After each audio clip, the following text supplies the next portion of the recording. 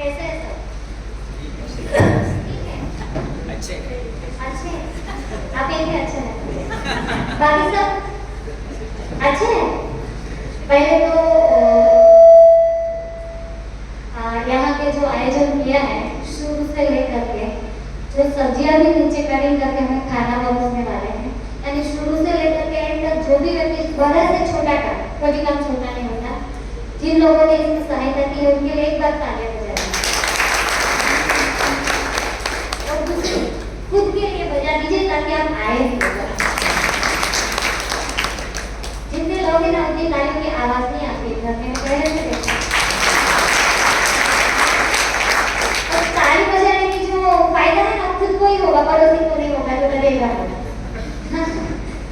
दूसरा है कि इधर कई लोगों के चेहरे पे स्माइल है, लेकिन कई लोगों के चेहरे ऐसे है जैसे पकड़ के दिखा दिया, आ बैठ कच्चा खा उपवास कर।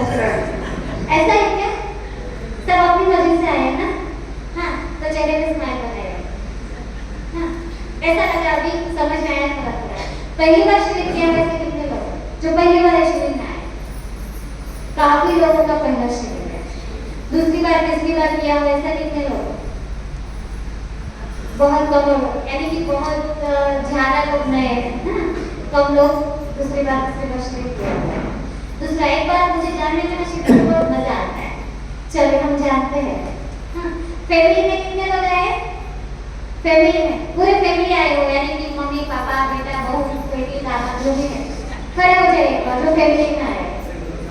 फैमिली में आए अपनी जगह पर 2 मिनट के 2 सेकंड के लिए इनके लिए एक बार तालियां बजा दीजिए।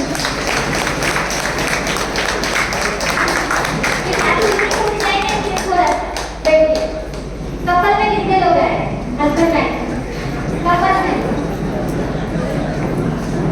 कपल में इनके लिए पूरी तालियां बजा दीजिए। अगर एक वाइफ आई हो, वैसे कितनी? सिर्फ वाइफ आई है, हस्बैंड नहीं आए साथ में, सिर्फ वाइफ आई है। कब है? बैठिए। सिर्फ हस्बैंड आए हो, वाइफ को नहीं लाए हो। सॉरी माफ कीजिएगा, लेकिन ये सब बेचारे हैं, वो आपको खाने के बाद समझ में आएगा। और क्यों? क्योंकि जो फैमिली आई है ना, घर पे जाकर के किसी को कुछ नहीं बताना, डायरेक्ट शुरू कर देना है। हाँ, जो हस्बैंड वाइफ आए उसको भी कोई दिक्कत उतना घर पे जाकर के नहीं आएगी, क्योंकि दोनों समझ करके जाएंगे। वाइफ आए खुद बना करके खा लेंगे, लेकिन हस्बैंड क्या होगा? ठीक है, देखिए। हाँ, लेकिन एनडीएस का या कोई भी ऐसा फंक्शन है जिनको फैमिली में पूरा जानने का अच्छा है, तो पूरा फैमिली में जा सके तो अच्छी बात है, वरना हस्बैंड वाइफ तो साथ में जाया कीजिए, ताकि घर पे दिक्कतें ना आए।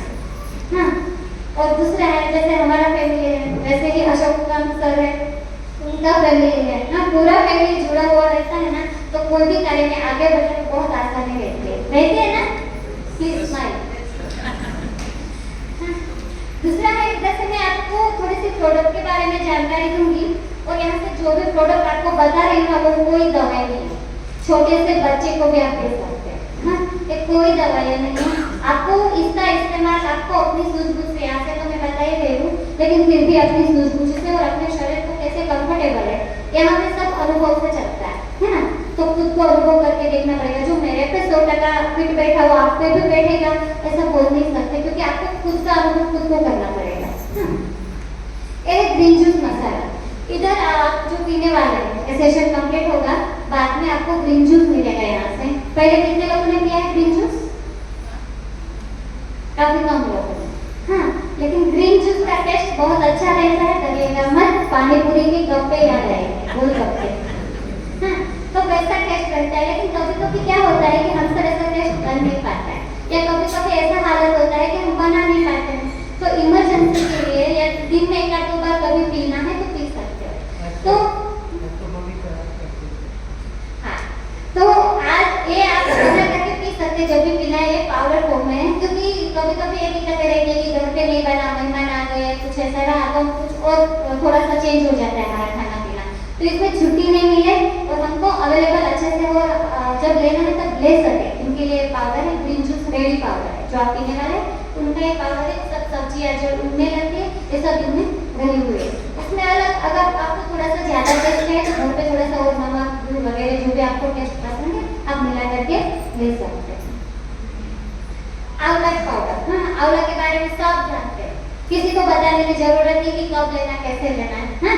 तो इनको आप कैसे ले सकते हैं फिर भी बता दो कि ग्रीन जूस में भी आपको डालना है 1 चम्मच 1.5 चम्मच, जैसे आपको सूट होता है आपको पहले देखना है कि कितना आपको सूट होगा, तो वैसा आप ले सकते हैं।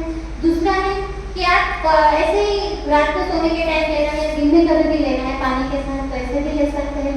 सलाद वगैरह में आपको छिड़क करके लेना है तो ऐसे भी ले सकते हैं, लेकिन इनके कोई नियम नहीं, आप कैसे इनको पेट में जाए वो हमें सोचना है, हाँ? तो वैसे आप अलग अलग तरीके से ले सकते हैं।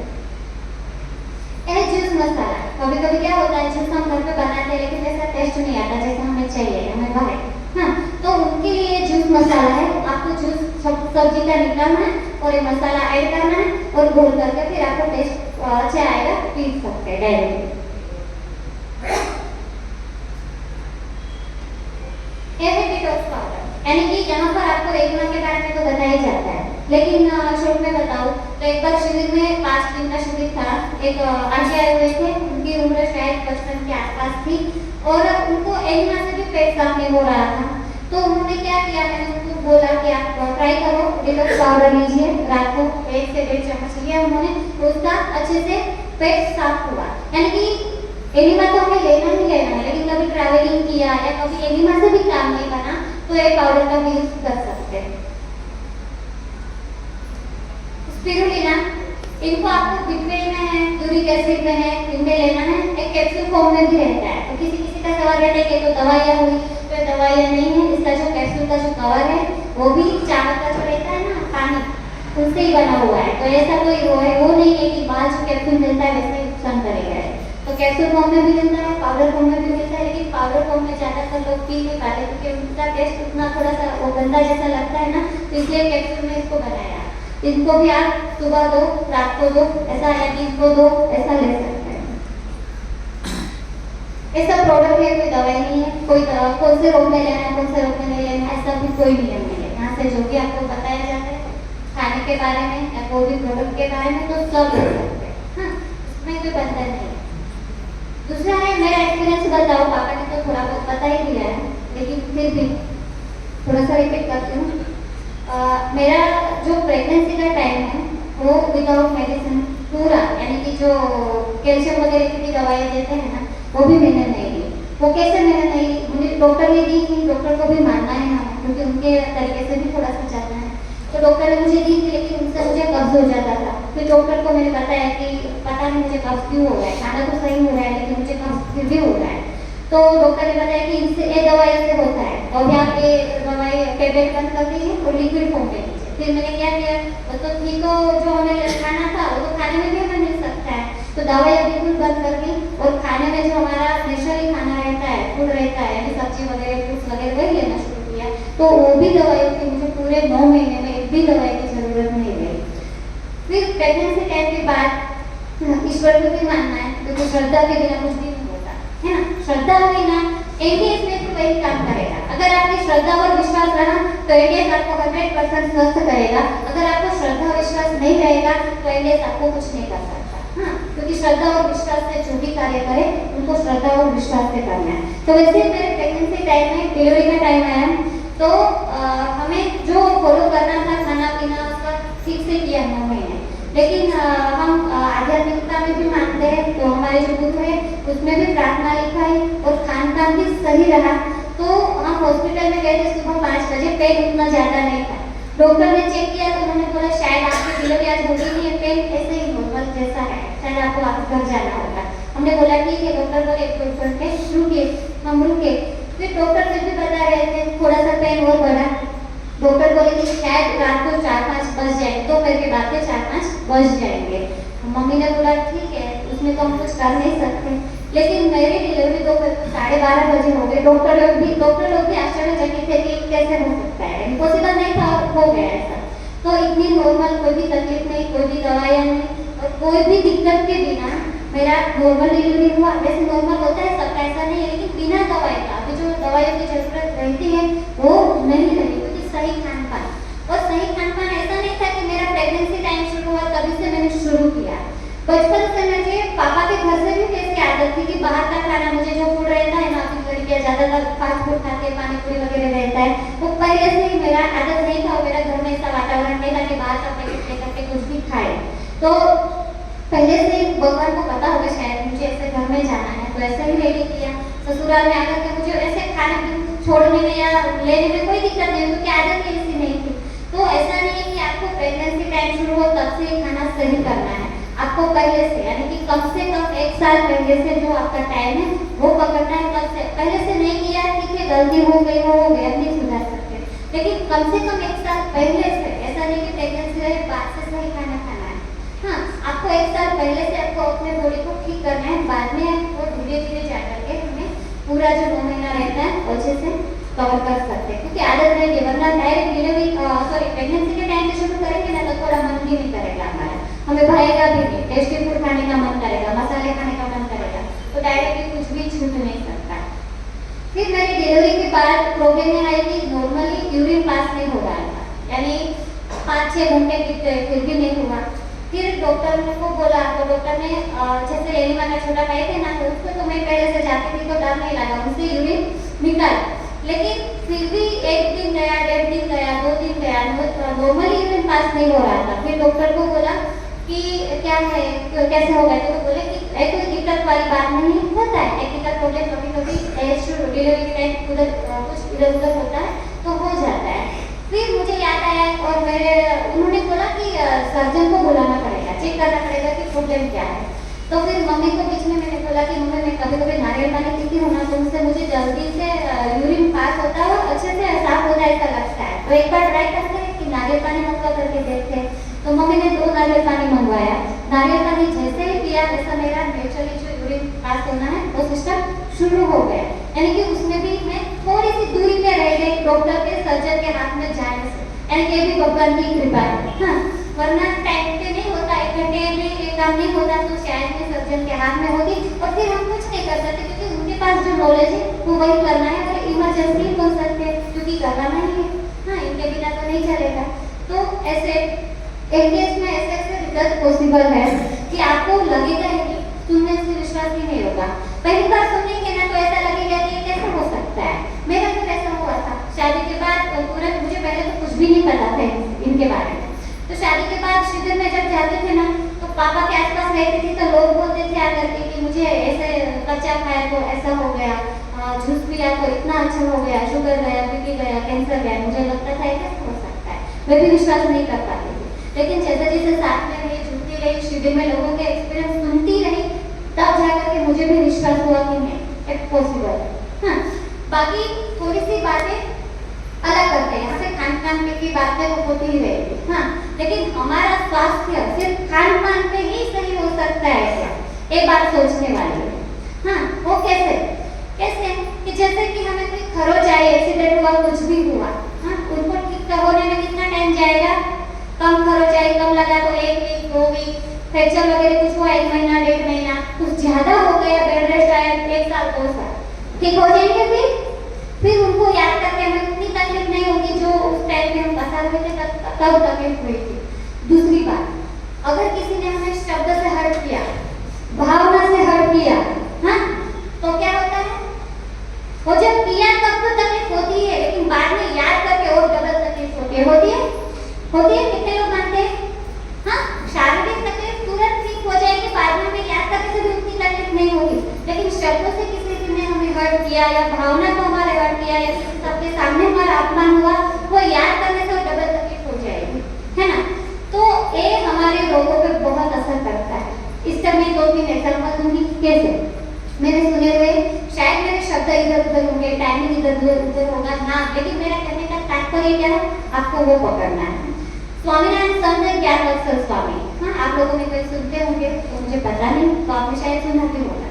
तो ज्ञानवत्सल स्वामी है,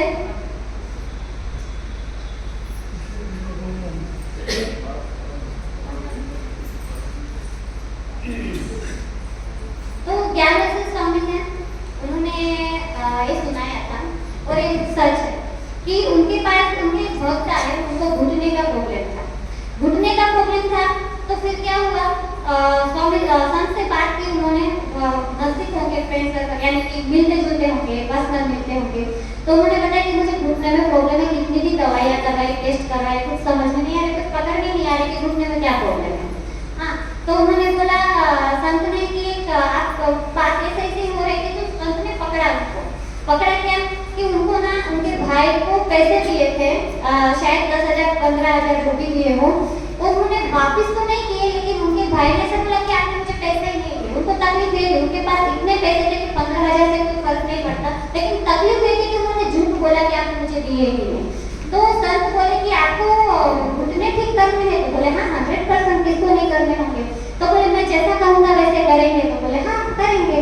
तो बोले आप एक काम करो, आपके भाई ने आपको पैसे दिए कि नहीं दिए, आप और पैसे लो, आपके भाई को गिफ्ट करो और बोलो कि शायद मेरी गलती हो गई, उनकी माफी के लिए मैं आपको पैसे देता हूँ, मुझे माफ कर दे, शायद मुझसे गलती हो गई। तो भरे गए संत के ऊपर, यानी कि थोड़ा सा गुस्सा आ गया कि एक तो मुझे दिए नहीं वापस पैसे, और आपको देने को बोल रहे हैं, और बोल रहे हैं कि उनके से थोड़ा बात कर ले, मैं ये करूँगा ही नहीं। तो बोले तुझे ठीक होना है क्या? तो बोले हाँ। तो बोले तुझे ट्राई करना पड़ेगा। तो बोले ठीक है, आप संत है, मैं आपकी रिस्पेक्ट करता हूँ, आप बोलते हैं वैसा मैं करूँगा। उन्होंने सच में उनके भाई के पास गए, उनको पैसे दिए, उनसे बात की, थोड़ी सी बिल्कुल बात की, उनको थोड़ा सा अच्छा महसूस हुआ, क्योंकि ब्लड के रिलेशन है ना, तो उनको अच्छा लगा, और बाद में धीरे धीरे करके उसके घुटने ठीक हो गए। तो फिर कौन डॉक्टर ठीक कर सकेगा, कौन सा पैसे ठीक कर सकेगा?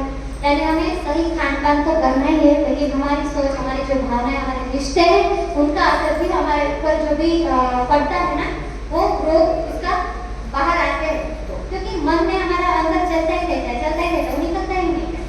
दूसरा एग्जाम्पल, शिव कृपानंद स्वामी, शायद आप में से कोई मेडिटेशन करते होंगे तो जानते होंगे, गुरु है आध्यात्मिक, जिनको हम 2006 से जुड़े हुए हैं। उन्होंने एक बार, जब 2000 तक बहुत कम साधक थे, तब थोड़ा पर्सनली मिलते थे, तो एक बार उनको एक साधक मिले और बोले कि मुझे हार्ट में बहुत पेन हो रहा है, और जिनको हार्ट में पेन हो रहा था उनको खुद का हॉस्पिटल था। तो क्या हुआ कि उन्होंने ऐसा, स्वामी जी ने बोला कि आपका खुद का हॉस्पिटल है, तो आपने चेकअप करवाया क्या? तो बोले हाँ, चेकअप तो मैंने करवा लिया। तो बोले कि दिक्कत क्या आई होगी, कुछ समझ में आया? तो बोले नहीं, कुछ भी नहीं आया पकड़ में कि है क्या प्रॉब्लम। तो बोले आपका हॉस्पिटल में आप गए हो, ऐसा कोई केस देख लिया हो कि आपको ये दिक्कत आई हो? तो बोले नहीं, ऐसा कोई केस भी नहीं देखा, एक वीक से मैं हॉस्पिटल में विजिट के लिए चक्कर लगाने के लिए नहीं गया। तो उन्होंने बोला कि थोड़ा मेडिटेशन के लिए टाइम दो, उन्होंने थोड़ा मेडिटेशन के लिए टाइम मांगा, फिर उन्होंने मेडिटेशन करके जाना और बोला कि आपके कोई ऐसे लाइफ में है जिनको आपको लगे कि आँख में आए तो एक लगा? तो बोले हाँ, मेरे बिजनेस पार्टनर थे, सालों पहले हम अलग हो गए थे, और फिर मैं उनसे कभी मिला ही नहीं, सामने आए तो एक झाड़ में। तो बोले कि आपको दिक्कत नहीं है, वो जिनके ऊपर आपका चित्त है ना, वो हॉस्पिटल में एडमिट है, उनको अटैक आया हुआ है, और उनके ऊपर आपका चित्त होने के कारण उनका असर आपके पूरे पे हो रहा है। हाँ, तो ऐसा भी हो सकता है। तो हमें खान पान तो सही करना ही है, लेकिन एक दूसरी साइड भी हमें देखनी है, क्योंकि खान पान से ठीक करने से, सिर्फ दवाइयाँ खाने से ही हमारा रोग ठीक नहीं हो सकता है। हाँ, ऐसी साइड भी हमें देखनी है। दूसरा है, आते वापस MBS पे, ऐसा ज़्यादा एग्जाम्पल है क्योंकि अभी टाइम बहुत कम है। तो मैं सूरज, मेरे हस्बैंड, उनका एक्सपीरियंस आपको बताती हूँ कि उनको 2 वीक के चलाने की उतनी आदत नहीं थी, और वो लेकर के एक बार जाना हुआ उनको, और आगे कार वाले ने अचानक से ब्रेक लगा दी, और एक 4 व्हील से होते हुए आगे गिरे। ज़्यादा लगा नहीं था, हाथ नीचे आ गया था उनका, बॉडी के नीचे, तो हाथ पेन कर रहा था। घर पर आकर के किसी को बताया नहीं। तो फिर क्या हुआ, रात होते होते उनका दर्द बढ़ने लगा, फिर उससे रहा नहीं गया, फिर घर में सबको बताया कि आज मेरे साथ ऐसा हादसा हो गया है। तो फिर पापा बोले कि ठीक है, चेकअप करा दे, क्योंकि बाहर से कुछ भी नहीं था, लेकिन अंदर से इतना दर्द था, तो हमें चेकअप तो कराना पड़ेगा कि अंदर है क्या। तो डॉक्टर के पास गए, तो एक डॉक्टर बोले कि अंदर उनके हाथ की नस फट गई है, इमरजेंसी में ऑपरेशन करना पड़ेगा। तो बोले ठीक है, हमें करना तो था नहीं, लेकिन उसका रिस्पेक्ट भी हमें करना है, क्योंकि हम उनके पास भी गए थे, सामने से गए थे। तो उनको बोले कि ठीक है, देख करके हम आते हैं, अभी साथ में नहीं आए, ऐसे ही इमरजेंसी में हम आ गए, साथ में कुछ लाए नहीं है। तो बोले ठीक है। फिर दूसरे डॉक्टर के पास गए, उन्होंने बोला कि 1.5 महीने उनको प्लास्टर लगाना पड़ेगा, उसका फ्रैक्चर हो गया हाथ में। हमने बोला ठीक है, दवाइयाँ घर आ गए। फिर सूरज बोले कि मुझे दवाइयाँ तो हमें खानी नहीं है। तो व्यवस्थित दवाइयाँ उन्होंने नहीं खाई, प्रसहार किया ऐसे 1.5 महीना और एडिमा लिया, बीच में निर्जला लिया, उनका हाथ एकदम फिट हो गया, एकदम ठीक हो गया, कोई प्रॉब्लम नहीं है अभी। अगर हमने सुना होता तभी ऑपरेशन करवाया होता तो हो गया होता, और तभी डॉक्टर ने 1.5 लाख, पैसों का सवाल नहीं, हमें दिक्कत आती है तो हम कुछ भी करके हम अरेंजमेंट करके फैमिली मेंबर्स को बचाते हैं, उसको तकलीफ से बाहर लाते हैं। लेकिन अब अभी क्या करना था, हमें सिर्फ कुछ बात से इतना प्रॉब्लम नहीं था, हमें एमडीएस से ठीक करना था। तो उनका हाथ एकदम ठीक हो गया, कुछ भी है ऑपरेशन भी नहीं करवाया, हाथ उसको दर्द नहीं होना इसलिए घर पे बेल्ट लगा दिया ताकि उसको हिले नहीं तो ज़्यादा दर्द नहीं हो, फ्रैक्चर का भी कोई बेल्ट नहीं लगवाया, ऐसा कुछ नहीं हुआ। तो ऐसे एमडीएस में कई सारे एक्सपीरियंस ऐसे हैं जो सुनने से भी कभी कभी हमें विश्वास नहीं होता और समझ में नहीं आता है, लेकिन करने से समझ में आएगा। इधर से आप सुनेंगे तो सही, लेकिन समझ में नहीं आएगा। ओके, अभी कुछ गलती हुआ, मिस्टेक हुआ तो क्षमा कीजिएगा, टाइम नहीं।